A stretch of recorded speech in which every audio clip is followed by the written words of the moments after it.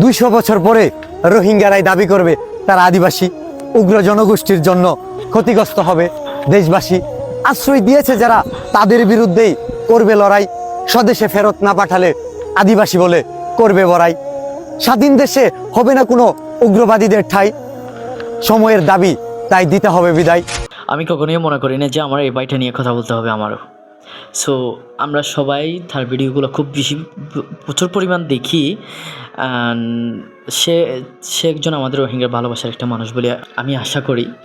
So আজকে মানুষের কথা বলতেছে যে আমরা অলমোস্ট 7 বছর প্লাস 8 বছরের কাছাকাছি বাংলাদেশে রিফিউজি হয়ে আছে আমরা রোহিঙ্গারা।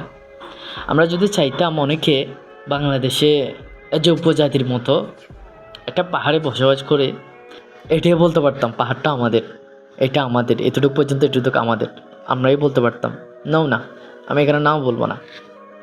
আপনি উপজাতি আর হচ্ছে আমাদেরকে নিয়ে A to Z আপনি সেমভাবে কথা বলতে পারবেন না, টোটালি আপনি কথা বলতে পারবেন না। দিস ইজ ইয়ার রংস। আমি বলবো এটা টোটালি আপনার রং হচ্ছে, আপনি এটা রং বলতেছেন ভাইয়া। কেননা আমাদেরকে যদি সে, আমি নিজের, আমার ফ্যামিলির, আমার পরিবারের, আমার আত্মীয় স্বজনের কথা বলতে পারবো, কোটি টাকা যদি সে আমাদেরকে বাংলাদেশে দেয়, সারা ওয়ার্ল্ডে রিফিউজি হয়ে ঘুরবো কিন্তু বাংলাদেশে থাকবো না। আমরা বাংলাদেশের সিটিজেনশিপ আর হতে চাইনি। আমাদের যদি সে এমন প্রয়োজন হয় পুরো সারা ওয়ার্ল্ডে যদি সে রিফিউজি হয়ে ঘুরতে থাকি, তবেও আমরা বাংলাদেশে স্থান নেব না, পার্মানেন্টে আমরা স্থান নেব না। আমরা চাই যে আমরা যেখান থেকে আছি সেখান থেকে এড়িয়ে যেতে চাই, বাট আমরা থাকতে চাই না বাংলাদেশে।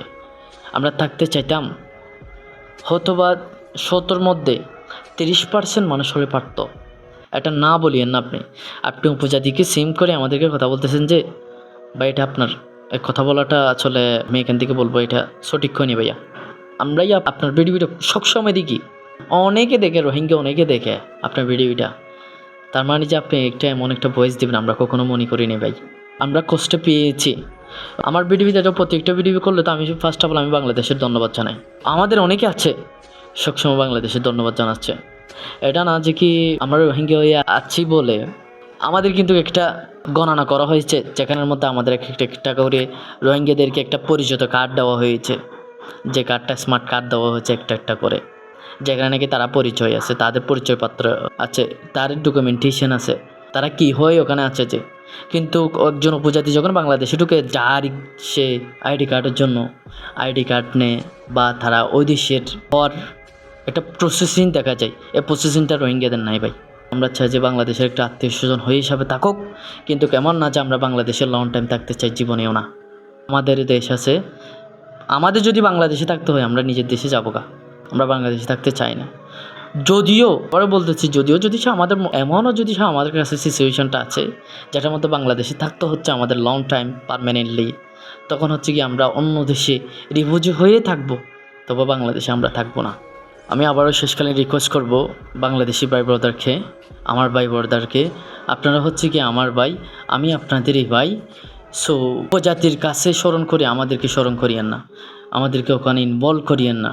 আপনাদের কাছে রিকোয়েস্ট হলো, আমরা রোহিঙ্গা হয়েছি বিদায়, আমরা কখনো এটা আপনাদেরকে বলবো না যে এটা আমাদের, ওইটা আমাদের। এই জিনিসটা আমরা অকুপেশন কখনো করব না। আপনাদের কাছে, বাংলাদেশের কাছে আমরা অবভিয়াসলি এটা বলতে পারি না এটা আমাদের। আপনি উপজাতির কাছে আমাদেরকে এই উপজাতিকে নিয়ে সিম মনে করবেন না। সবাইকে ধন্যবাদ। অলসো আর রোহিঙ্গা ভাই ব্রাদার কলার বিশেষ করিয়া। আসসালামু আলাইকুম।